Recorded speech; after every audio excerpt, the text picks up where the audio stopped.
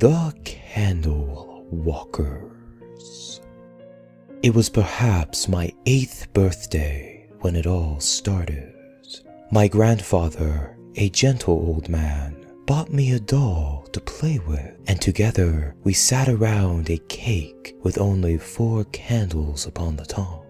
They weren't the fancy candles that you see on all the cakes nowadays. We didn't have the money for such fanciful things when I was a kid. No, they were just small nubs of candles that were nearing the end of their usefulness. I remember one of them was actually quite pretty. It was a deep red color that my grandfather apparently used on all of his date nights with grandma. I had blown it out like the others, but when he moved to throw the small thing away, I had pleaded with him to let me keep it. He assented in the end, but made me promise not to light it when he wasn't around for the fear of me burning myself. I had wholeheartedly agreed and stowed the small thing away. After a long night of celebrating with him, I went to my room to prepare for bed. I reached into my pocket to remove the candle, only to find it gone. I searched the other pocket, but it too was empty. I rushed from room to room and to ask my grandfather if he had seen it. He shook his head, but gave me the strangest look. I suppose he thought it was strange to make such a fuss over a used candle. Eventually, I accepted that I'd lost the thing and went back to my room. I would cuddle my new doll and try to forget the loss. I had left the small doll on my bed directly in the center, but when I returned, she was nowhere to be found. In her place was the candle, lit and sitting there innocently. I panicked at the thought of the open flame so close to the fabric and snuffed it out, hoping that my grandfather would not come to check on the smell of smoke.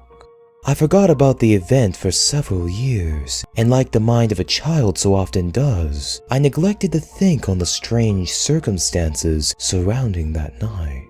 Time passed, and so did my grandfather. I lived alone for the first time at the age of 18 shortly after his death. I moved houses soon after, taking refuge first in a dorm room at college while I studied to be a nurse, and then in a single-bedroom apartment after graduation. All through that time, my possessions remained at the old family house. I retrieved them when I was 23, just several weeks ago now. Imagine my surprise when I rifled through the old boxes and memories to find that same red candle unchanged by the years. I held the thing, just 3 inches long between thumb and forefinger, and smiled down on it. I had glanced about the room and then placed it on the counter with the other candles. There was no electricity in the old home I was buying. I had just moved, and it wasn't due to be turned on for several days yet, so candlelight was my guide in the darkness. Night swiftly approached, and I flew through the regular routine. Dinner, bath, book. That evening, as I sat looking down on the old pages of a faded novel, a strange feeling overcame me. It was almost like the prickling feeling one gets along their skin when they're being washed. I lifted my eyes from the book and cast a glance around. The old place was still unfurnished, but boxes littered the floor, creating a labyrinth that even the least stealthy of people could have hidden in. Still, I forced it down, sure that I was being silly. The flickering of the candles cast dancing shadows across the walls as I stood. It was late at that point. I should have been in bed ages ago. As I crossed the entrance hall, I heard a skittering sound coming from somewhere off to my right. I turned in that direction, moving the candle holder to see better and expecting a stray cat to have gotten inside. Nothing moved in the faint light, and I thought that was perhaps a flashlight would have been better suited in this case. The candles did little in way of lighting a whole room. I knew I had left the flashlight in the bathroom and moved that way, only to hear more skittering, like something was desperate to stay just outside of the candle's faint light.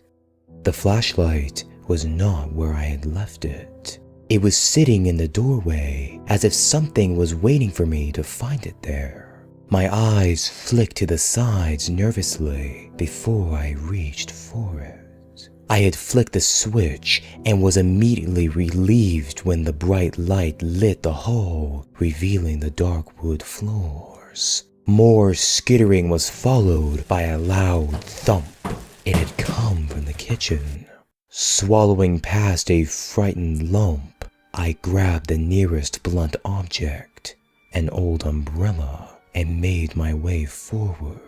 I rounded the corner, brandished my mediocre weapon to find the strangest sight in the center of the room.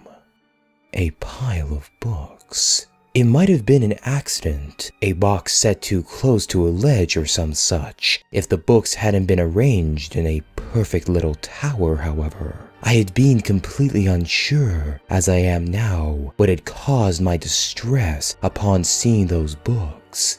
But it faded quickly into a calm so absolute it was, in itself, terrifying. I moved with certainty back to my room, where I fell asleep without any further thought for that night. But for 3 weeks, every night, just as I was beginning to feel drowsy, a noise would startle me. Each night, I'd make the trek down to the kitchen and find something new stacked there. The police were convinced that someone was either playing an elaborate hoax on me, or I was playing one on them. Either way, they've been useless.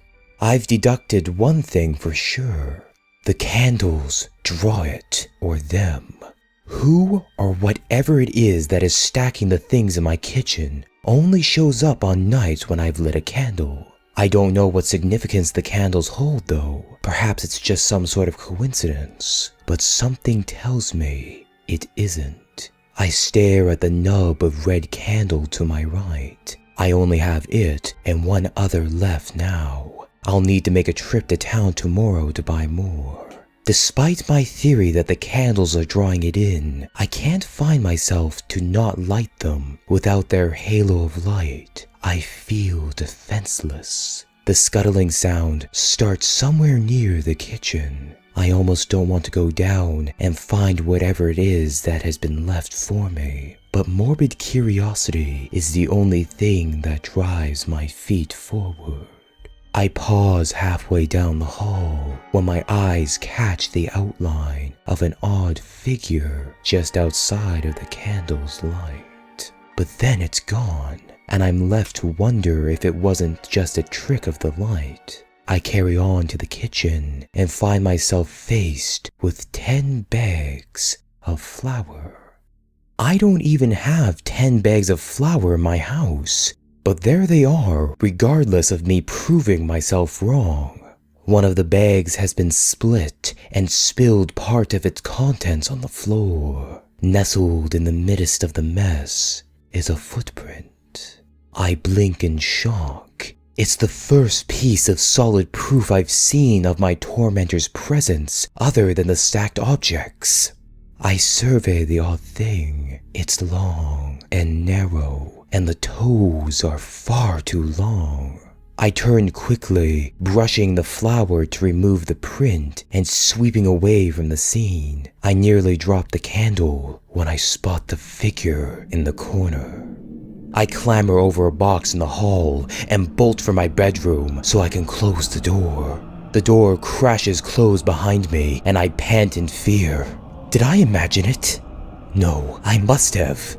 I clutch the umbrella closer to me anyway and push myself into the corner by the bed. I cast my eyes to the candle that has somehow burned itself down to little more than half an inch. It should have lasted longer. Desperate to keep the light, I search for the flashlight and find nothing. Where is it? I'm sure I had left it here this morning.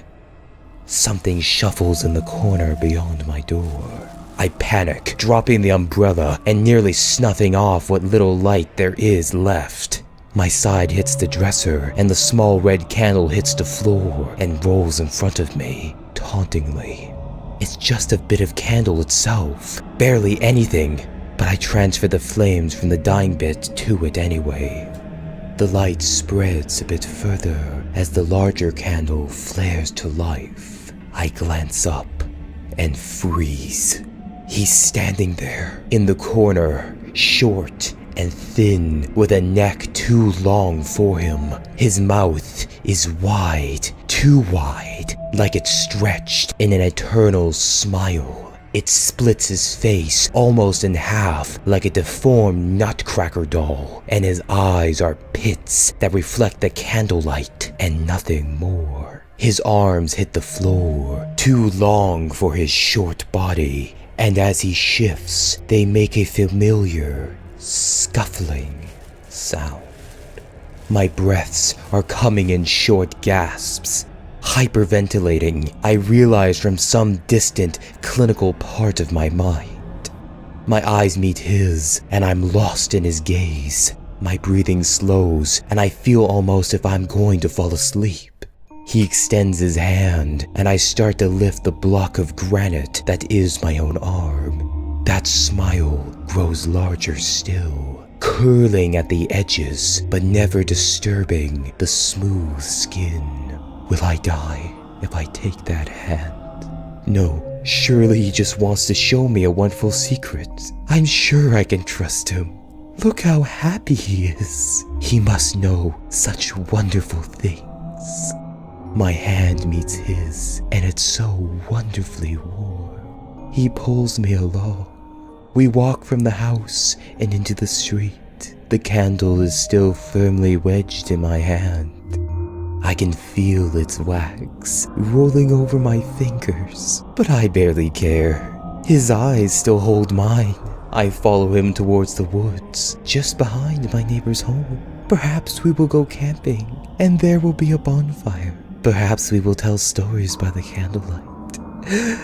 Perhaps we will find more friends in the forest. And perhaps he will even tell me his name.